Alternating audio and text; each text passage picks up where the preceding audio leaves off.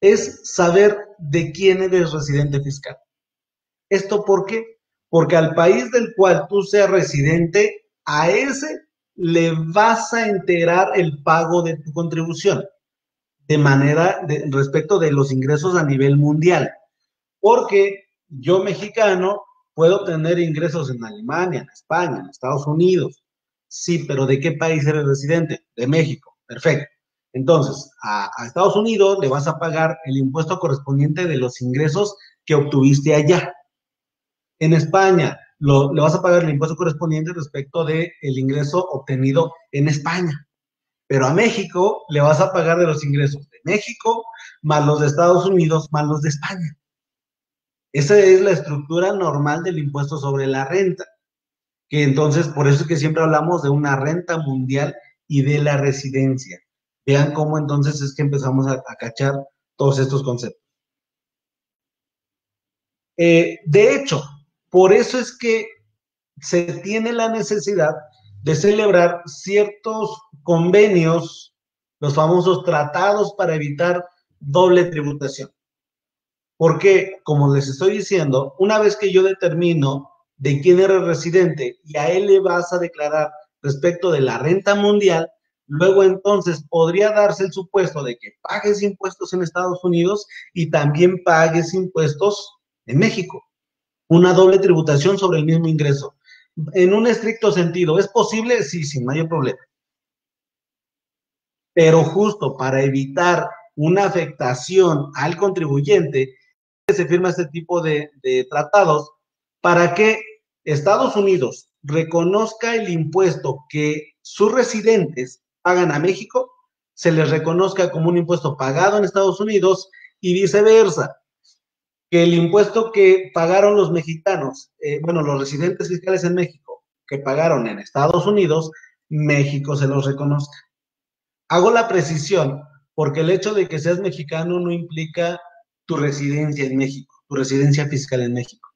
De ahí tendríamos que remitirnos al Código Fiscal de la Federación para saber en específico de quién soy residente, o en su caso, si soy residente mismo de México. De inicio, eres nacido en México, resides en México, pues pareciera que eres residente fiscal en México. Salvo ya analizar de fondo de dónde provienen tus ingresos, si viajas, bla, bla, bla, para poder establecer algún cambio en esa residencia. Bien, entonces, eso es los principios, la estructura normal regida por estos dos principios, un principio de renta mundial y un principio de residencia.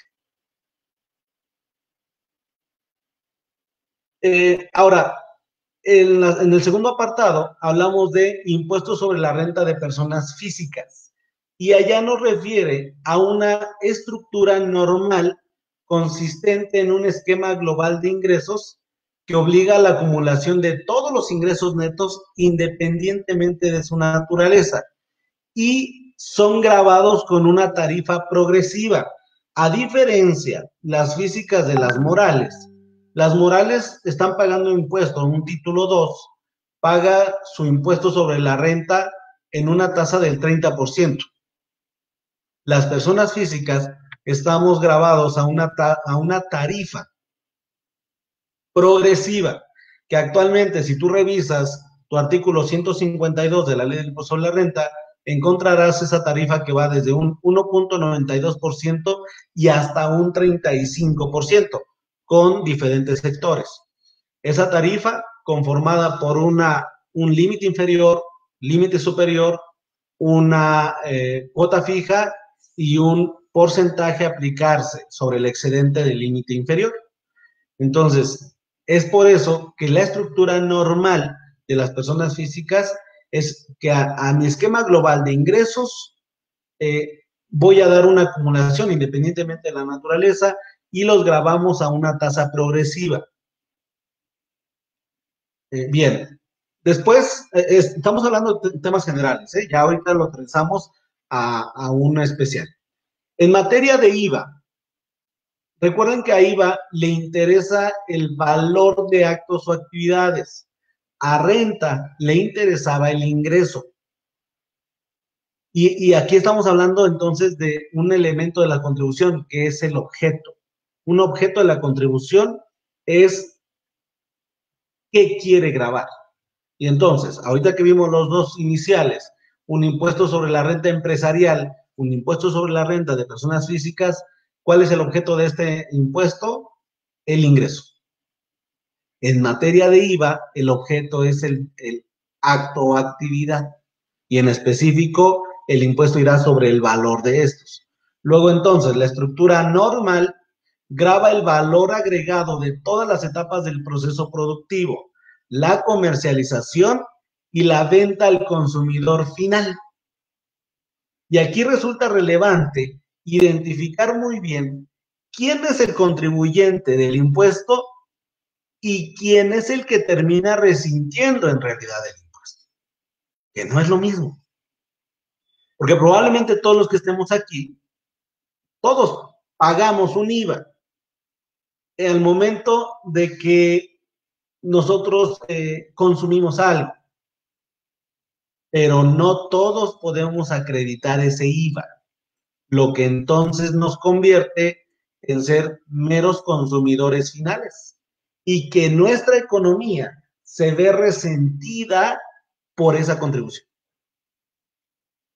Entonces, ¿quién es el contribuyente, por ejemplo, en materia de IVA? El contribuyente no es el consumidor final. El contribuyente, si ustedes revisan el artículo primero de la ley de IVA, nos va a remitir a que será aquel que traslada expresamente y por separado un IVA. Es decir, yo te presto servicios, te tengo que cobrar el IVA porque me lo dice el artículo primero en conjunto con el 14 de la ley de IVA, te presto mi servicio, me tienes que pagar más el IVA. Luego entonces, tú fuiste el pagador, el consumidor final. Yo soy el contribuyente porque yo fui quien te lo trasladó, es decir, quien te lo cobró. Y a su vez, yo tengo la obligación de aplicar mecánica de IVA. Ese IVA cobrado, menos un IVA acreditable, menos bla, bla, bla, y al final te debo o me debes. Esa va a ser mi mecánica en cuanto a el tema del IVA. Esa es como la estructura normal de esta. Entonces, el IVA estaría en todas las etapas del proceso productivo, la comercialización y la venta al consumidor final. En el caso específico, se aplica sobre la base más amplia posible, que eso es lo que busca IVA, y con una tasa uniforme, teniendo actualmente tasas del 16, del 0 y en su caso los que no pagan el impuesto, que serían los famosos exentos. Tenemos por allá la del 8%, pero allá se establece como una especie de estímulo por la zona fronteriza norte.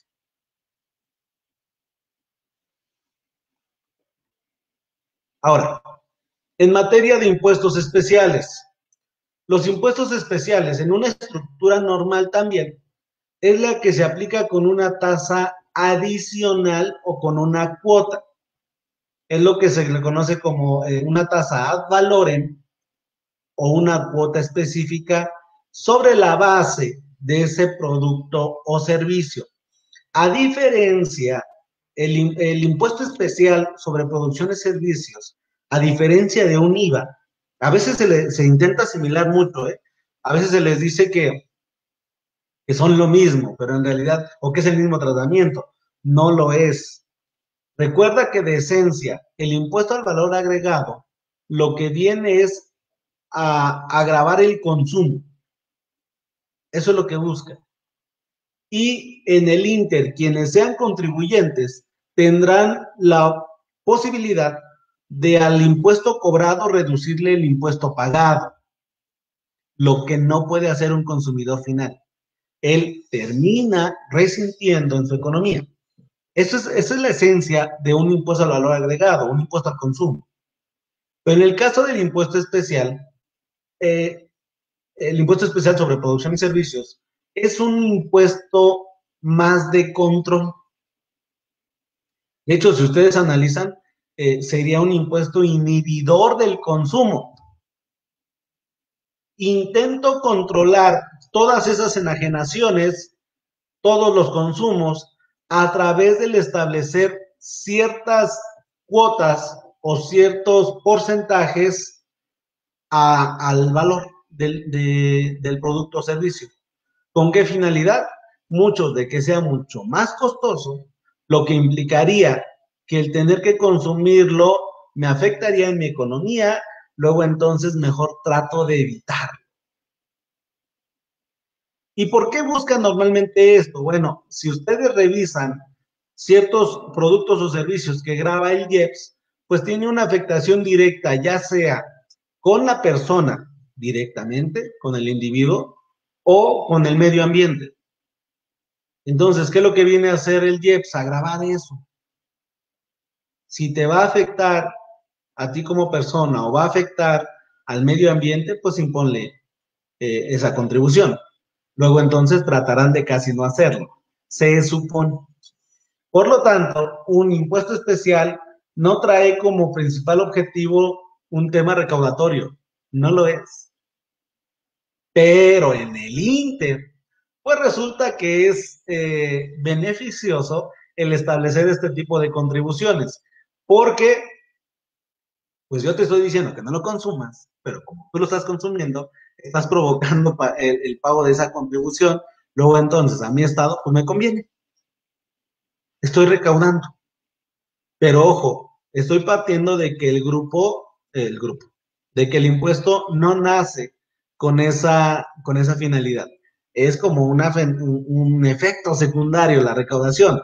Ya cuando lo analizas más de fondo, pues dices, creo que lo que sí buscaban era recaudar, pero en realidad no es así. Y un ejemplo muy práctico que te pongo es el famoso impuesto por lo que se le denominó a la comida chatarra, ¿no? A todos aquellos alimentos de consumo no básico.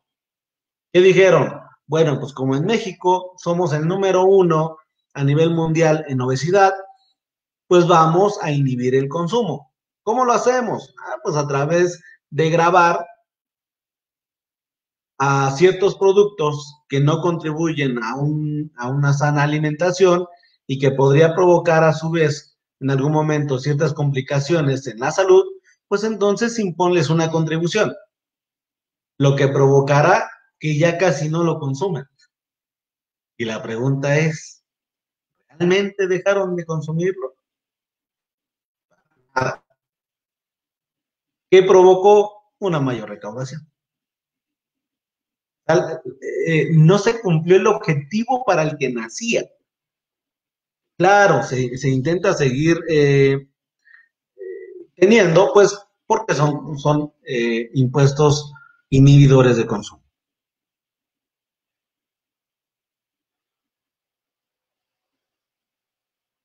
Aquí en el documento también nos refiere a que en el caso de los impuestos selectivos al consumo de tipo ad valorem, es decir, se adiciona al valor literal del propio bien o servicio, a efecto de gravar cada una de las etapas de la cadena de producción y o comercialización, evitando su acumulación.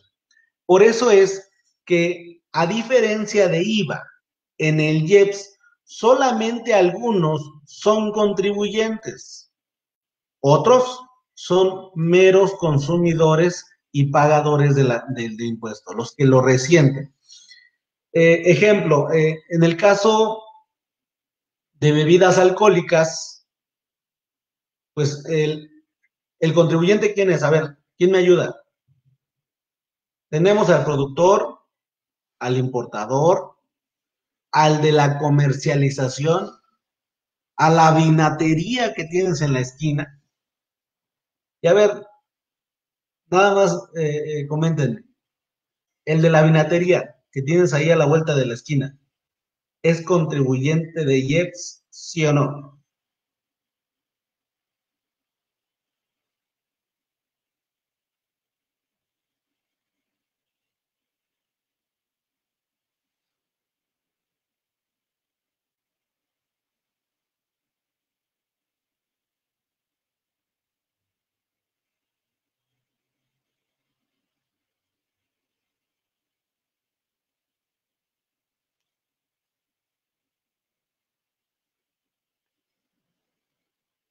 Depende, dice Armando. ¿Depende de qué, Armando?